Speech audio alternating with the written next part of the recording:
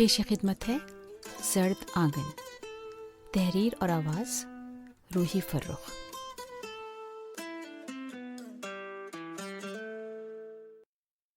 ساتواں باب۔ جب آفاق نے اسے دوسری طلاق دی، اس نڈر اور پر اعتماد عنبر حسان کو گزرے کئی سال ہو گئے تھے۔ اسے چپ لگ گئی تھی۔ خود اعتمادی کو ایسی کاری ضرب لگی تھی کہ بات کرتے ہوئے جھجکنے لگی تھی۔ ذرا ذرا سی بات پر ساس اور شوہر کی شکل دیکھتے دیکھتے اب خود کوئی فیصلہ کرنا یا قدم اٹھانا جیسے ناممکن ہو گیا تھا۔ اختلاف، بحث، ذاتی رائے کس کو کہتے ہیں وہ بھول چکی تھی۔ اس سارے زمانے میں جو واحد کارنامہ اس کی ٹوٹی ہوئی اور کچلی ہوئی ذات نے انجام دیا تھا وہ تھا اپنی تعلیم کے ٹوٹے سلسلے کو بحال کر کے اختتام تک پہنچانا۔ یہ واقعی معجزہ تھا جو ہو گیا تھا، اور اسے پایۂ تکمیل تک پہنچانے کا صحرا صرف اس کے سر ہی نہیں، کسی اور کی صبح شام کی محنت اور نصیحت کے سر بھی جاتا تھا، اور وہ آفاق کے ابو تھے۔ ابو واقعی دل کے سونا انسان تھے، خدا سے صحیح معنوں میں ڈرنے والے، اپنے کہے کا بھرم اور پاس رکھنے والے، بیٹیوں والے تھے، اس لیے بیٹی کی عزت اور آبرو کو قائم رکھنے کا خیال تھا ان کو۔ جب امبر کو بیاہ کر لائے تھے تو اس وعدے پر لائے تھے کہ اس کی ادھوری پڑھائی مکمل کروائیں گے۔ یہ ان کی ذمہ داری تھی، اور انہوں نے اس وعدے اور ذمہ داری کو کیسے نبھایا تھا یہ امبر ہی جانتی تھی۔ اس مری ہوئی، کچلی ہوئی امبر میں انہوں نے کیسے دھیرے دھیرے زندگی جگائی تھی، جو ہانیہ کے پیدائش کے بعد ہونے والے مارکے اور ساس کے قدموں میں معافی مانگنے کے لیے لا کر ڈال دیے جانے کے بعد ختم ہو گئی تھی۔ وہ حالات دیکھ رہے تھے، ہمیشہ کی طرح بولتے کچھ نہیں تھے، لیکن آفاق کی ہٹ دھرمیاں اور بیجا حرکتیں ان کی نظر سے پوشیدہ نہیں تھیں۔ اس کی امبر کو دی گئی ایک طلاق کا راز بھی ان پر آخرکار کھل چکا تھا۔ اپنے عاقبت نااندیش بیٹے کی اس کمعقلی کا دھچکا بھی انہوں نے چپ چاپ سہ لیا تھا۔ وہ مصلحتاً خاموش تھے، شاید اس امید میں کہ اور کچھ سالوں میں ذمہ داریاں بڑھنے کے ساتھ ساتھ آفاق میاں سنبھل جائیں گے، قابو میں آ جائیں گے، لیکن فی الوقت تو انہیں اس دل ہاری ہوئی لڑکی کو زندگی کی طرف واپس لانا تھا جو کسی کی نازوں کی پالی بیٹی تھی۔ یوں کمر کس کے ہانیہ کے ذرا سا جان پکڑ لینے کے بعد وہ صبح شام امبر کے سر ہو گئے تھے۔ لڑکی، تمہارے باپ سے وعدہ کر کے لایا تھا کہ شادی کے بعد تمہاری پڑھائی پوری کرواؤں گا۔ اب پڑھائی تو تمہیں ختم کرنی پڑے گی مجھ بوڑھے کو سرخرو کرنے کے لیے۔ چلو نکالو اپنے کاغذات، داخلہ لو، چل کے پڑھائی شروع کرو۔ کچھ عرصہ تو امبر نے ان کی بات کو سنجیدہ لیا ہی نہیں۔ کہاں وہ چھوٹی سی بچی کو پیچھے چھوڑ کے، کاموں کو ادھورا لٹکا کے یونیورسٹی کے چکر لگانے کا سوچ بھی سکتی تھی۔ پڑھ لیا بس جتنا نصیب میں تھا۔ بڑے میاں کی بات دے بات اس بے پر کی ہانکنے پر اس کی ساس اور میاں کی جو شکل بنتی تھی وہ بھی اس سے کوئی پوشیدہ تھا کیا؟ لیکن پھر رفتہ رفتہ اسے احساس ہوا کہ وہ واقعی سنجیدہ تھے، خلوص دل سے اپنا وعدہ نبھانا اور اس کے ماسٹرز کو مکمل ہوتے دیکھنا چاہتے تھے۔ لڑکی، تعلیم میں بڑی طاقت ہوتی ہے، تمہارے ہاتھ میں ڈگری آئے گی تو تمہیں پتہ چلے گا۔ اس کے سر پر ہاتھ رکھ کے ایک دن انہوں نے بڑی سنجیدگی سے کہا تھا۔ نہ جانے وہ اسے کیا سمجھانا چاہ رہے تھے۔ آفاق کے ہاتھ میں نہ کوئی عالیشان ڈگری تھی نہ ہنر، اس پر بھی ان کے بیٹے کا دماغ جس ساتویں آسمان پر تھا، اس سے انہوں نے اچھے اچھوں کو منہ کے بل گرتے دیکھا تھا، تو آفاق میاں کی کیا اوقات تھی؟ شاید وہ بہو کو کسی کڑے وقت، کسی کٹھن گھڑی کے لیے ہی تیار کرنا چاہ رہے تھے۔ وجہ جو بھی ہو، ان کی ہر وقت کی تاکید اور اصرار نے وہ کر دکھایا جو امبر ناممکن سمجھتی تھی۔ اسے صرف 1 سال اور پڑھنا تھا۔ داخلہ لینے سے لے کر آخری امتحان دینے تک وہ کتنے امتحانوں سے گزری۔ اس نے شوہر کی کیسی کیسی باتیں برداشت کی، ساس کے کیا کیا طعنے سہے، یہ ایک الگ داستان تھی۔ ہانیہ کو کبھی امی کے پاس چھوڑا، کبھی آپا نے رکھا، کسی دن ساس کی شکل دیکھی، لیکن جس کام میں سر ڈال دیا تھا اس سے پیچھے نہیں ہٹی تھی، اور جو ہو گیا تھا اگر اس وقت نہ ہو جاتا تو شاید زندگی میں پھر کبھی یہ کرنے کی مہلت نہ ملتی۔ امتحانات کے آخری زمانے میں ہی وہ پھر امید سے ہو گئی تھی۔ یہ مہلت اسے قدرت کی فیاضی سے شاید صرف اس لیے دی گئی تھی کہ وہ اپنی تعلیم مکمل کر لے، اور وہ اس میں سرخرو رہی تھی۔ یہ اس کی زندگی پر آفاق کے ابو کا ایک ایسا احسان تھا جو وہ مرتے دم تک نہیں بھول سکتی تھی۔ اب ہانیہ کے بعد حارث اس کی گود میں آ چکا تھا، اور ان کے ساتھ مصروف لمحہ لمحہ گزرتی زندگی میں وہ اپنا آپ بالکل بھول چکی تھی۔ آفاق کے حالات میں 2 بچوں کے بعد بھی رتی بھر تبدیلی نہ آئی تھی۔ اس کے وہی شب و روز تھے۔ بیبی باجی کا آنا انتہائی کم ہو گیا تھا۔ پہلے سے 4 بچوں کے بعد ان کے ہاں غیر متوقع جڑواں بچوں کی آمد نے ان کی رہی سہی ہمت اور طاقت کو نچوڑ لیا تھا۔ اب وہ لاہور کے اپنے کئی مرلہ کے مکان میں پنجاب کی جٹی مائیوں سے ہاتھ پاؤں دبوانے، سونے اور بچوں پر چیخنے چلانے کے کام میں ہمہ وقت اتنی مصروف اور مگن رہتی کہ کراچی آنا اور رہنا بالکل بھول چکی تھیں۔ ان سے چھوٹی نند کے میاں کا ایران تبادلہ ہو گیا تھا، یوں اس کا آنا بھی اب صرف سالانہ چھٹیوں کا مرہون منت ہو گیا تھا۔ اس طرح گھر میں اب پہلے کی طرح لگنے والے میلے اور جھمگٹے بہت کم ہو گئے تھے۔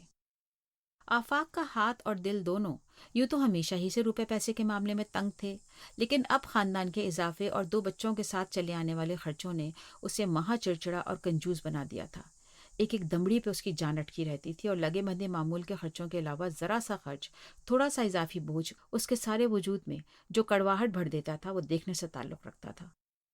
امبر حتی الامکان اپنے کام سے کام رکھتی، لگے بندھے پیسوں میں لگے بندھے خرچے پورے کرنے کی کوشش کرتی، لیکن کبھی کبھار کوئی اضافی خرچہ کچھ ایسا ناگزیر ہو جاتا کہ وہ لاکھ نہ چاہتے ہوئے بھی آفاق کے آگے سوالی بن جاتی، اور ایک ایسے ہی موقع پر آفاق نے پھر بلا سوچے سمجھے اپنے غصے اور جھنجھلاہٹ سے کھولتے دماغ کے ساتھ اس پر دوسری طلاق داغ دی تھی۔ آپا کے ہاں 3 بیٹوں کے بعد بیٹی ہوئی تھی، پورا خاندان اس کے وارث حقے تھا۔ آپا اور معین بھائی کی خوشی دیدنی تھی۔ سادہ مزاج کم خرچ بالا نشی والی آپا نے کبھی اپنے بچوں کی خوشیاں بہت دھوم دھام اور اہتمام سے نہیں منائی تھیں۔ معین بھائی کی نوکری معقول تھی، زندگی خوشحال تھی، لیکن اس طرح کے اللے تللے 3 بچوں کے ساتھ کرنے کا مطلب اپنے شوہر کو اس چیز کے لیے زیر بار کرنا تھا جس کا وہ آسانی سے متحمل نہیں ہو سکتا تھا۔ یوں دور اندیش اور قناعت پسند آپا کے بچوں کی سالگرہیں اور عقیقے گھر میں سسرال اور میکے کے افراد کے ساتھ سادگی سے ہو جایا کرتے تھے، لیکن یہ بیٹی بڑے ارمانوں کی تھی، اس لیے اس بار اس کا عقیقہ ذرا شاندار پیمانے پر ایک بڑے ریسٹورانٹ میں منعقد ہو رہا تھا۔ امبر اپنی آپا کی خوشی میں خوش تھی، لیکن یہ خوشی اپنی جگہ اور بھانجی کو اس خوشی اور تقریب کے حسب حال تحفہ دینے کی فکر اور پریشانی اپنی جگہ۔ سونے کی کوئی چھوٹی سی چھوٹی چیز دینے کی بھی نہ اس کی اوقات تھی اور نہ سوچ، لیکن بہرحال تحفہ یا رقم دینی تھی، اور ایسی دینا تھی جس سے اس کی اور اس کے شوہر کی عزت اور بھرم رہ جاتا۔ آفاق کے سارے گھر والوں کو عقیقے کی دعوت دینے معین بھائی اور ابا خود آئے تھے۔ سارے سسرال والے جانے کو تیار بھی تھے۔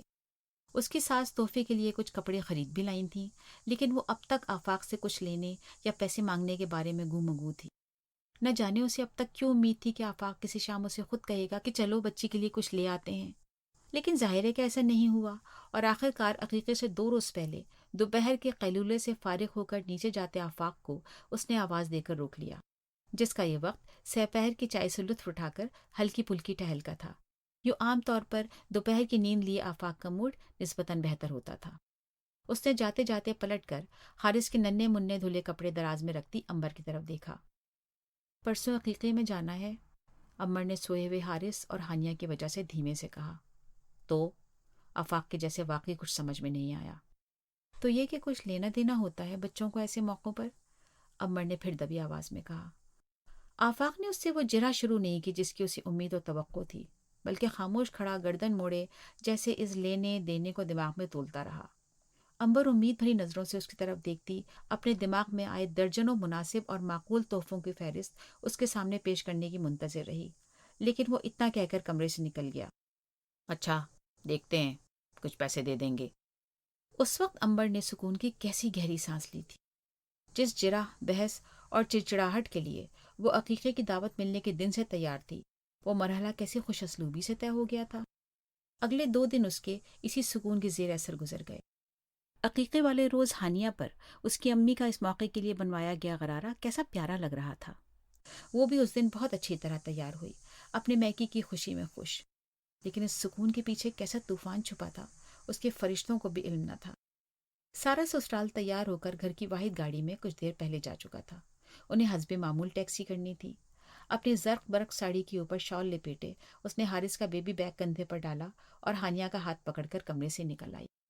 سیڑھیوں سے اتر کر لیونگ روم کے صوفے پر اس نے بیبی بیگ رکھا ہی تھا کہ آفاق باہر کا دروازہ کھول کر اندر داخل ہوا۔ چلو ٹیکسی آ گئی ہے۔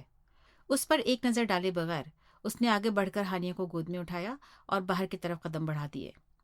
لفافہ تو رکھ لیا ہے نا آپ نے؟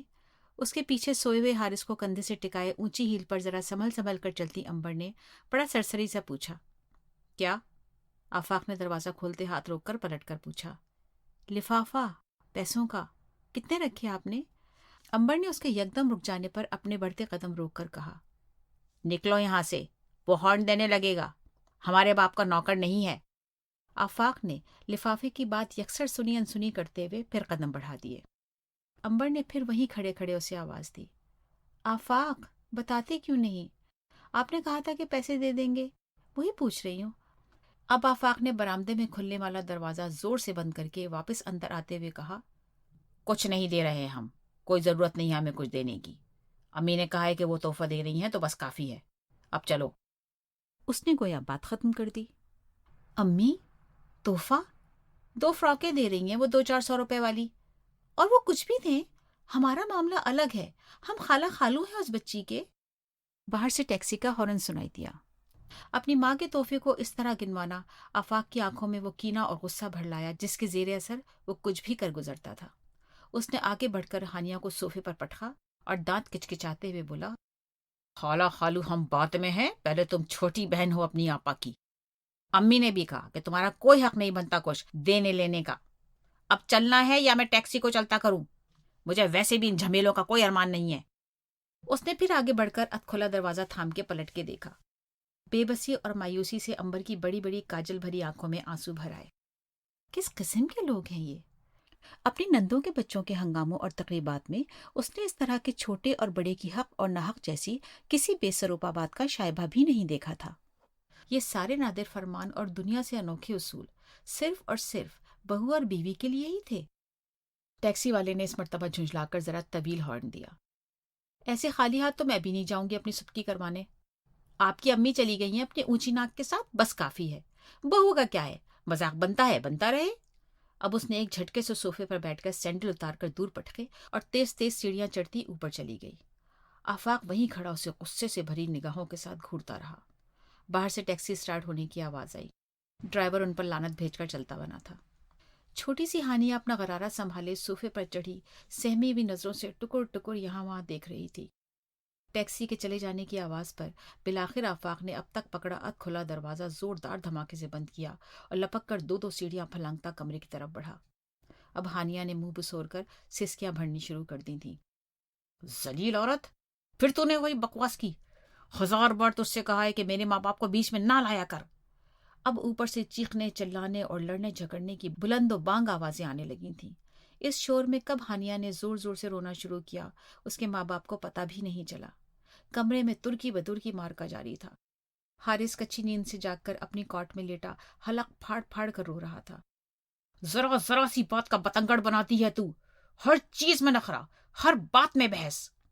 ہاں کروں گی بحث جب میری عزت پر بن آئے گی تو۔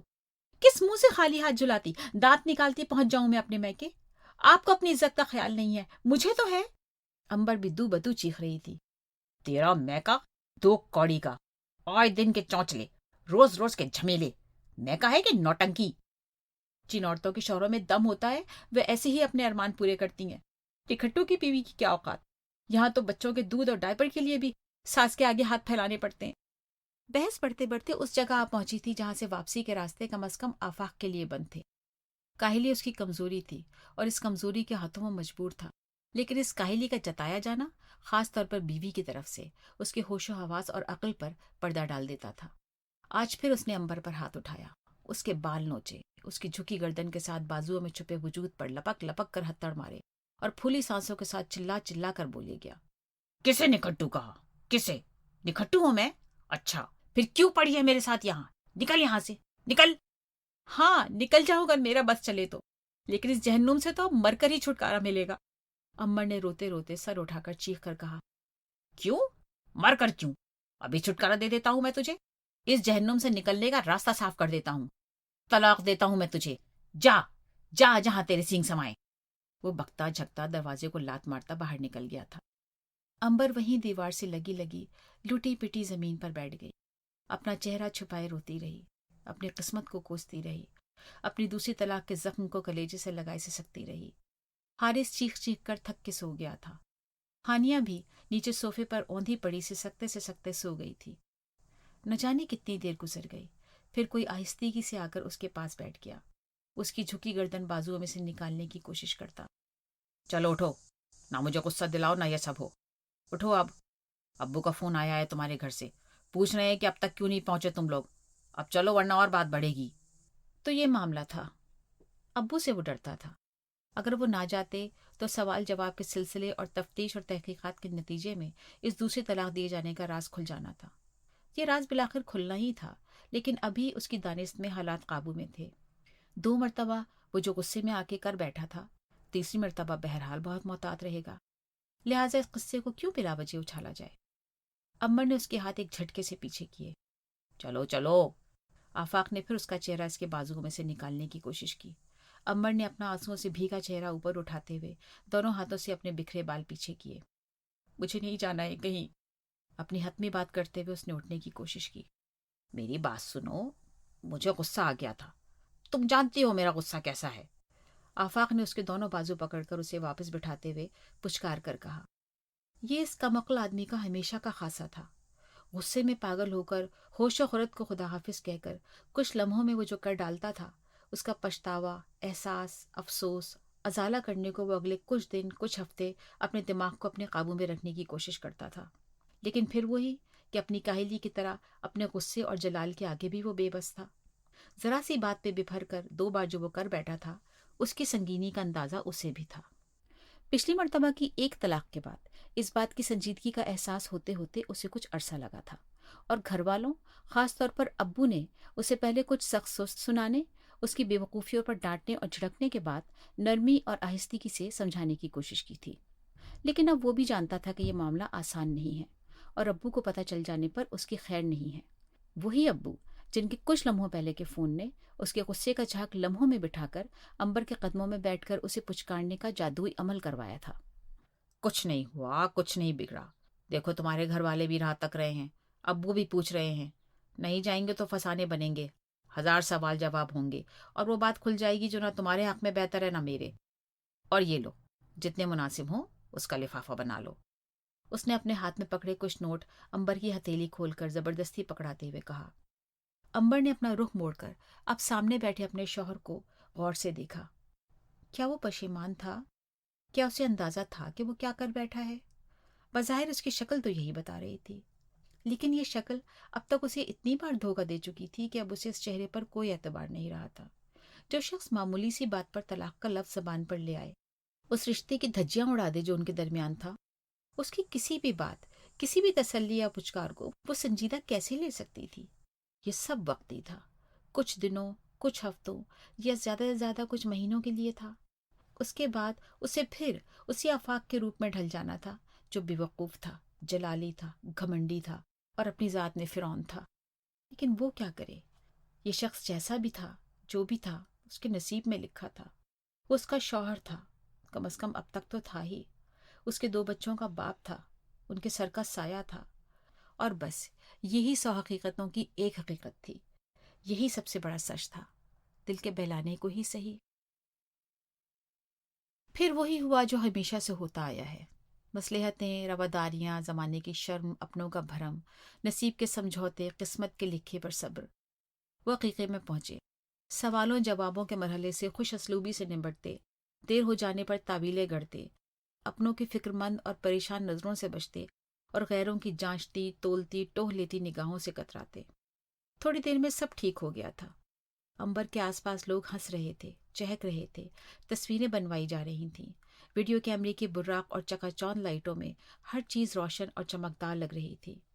इस रोशनी में अंबर की मसनूई हंसी से सजे चेहरे के पीछे छुपे कर्ब और अजियत को किसी ने नहीं देखा। उसके जिस्म और दिल पर पड़े जख्मों तक किसी की नज़र नहीं गई। उसकी आंखों में बसी उदासी और होठों में छुपी आह किसी को नज़र नहीं आई। दुनिया बहुत मसरूफ थी अपने अपने हंगामों में, और ये अच्छा ही था, वरना जो क़यामत हो गुजरी थी उसे छुपाने की अदाकारी जितनी अच्छी आफाक कर रहा था, वो नहीं कर सकती थी, लाख कोशिश के बावजूद भी। अंबर, कहाँ गायब हो भाई? इधर आओ, जल्दी। आपा की मोहब्बत में डूबी चहकती आवाज में दी गई पुकार पर उसने अपनी सोचों को झटक कर स्टेज की तरफ देखा। सारा मैका वहां जमा था। ग्रुप फोटो के लिए पोज बनाए जा रहे थे। मुस्कुरा मुस्कुरा कर एक दूसरे के लिए जगह निकाली जा रही थी। अपने होठों पर जमी मुस्कुराहट गहरी करते हुए गोद में बैठे हारिस को दोनों हाथों में संभालती वो एक एक करके स्टेज की सीढ़ियां चढ़ गई।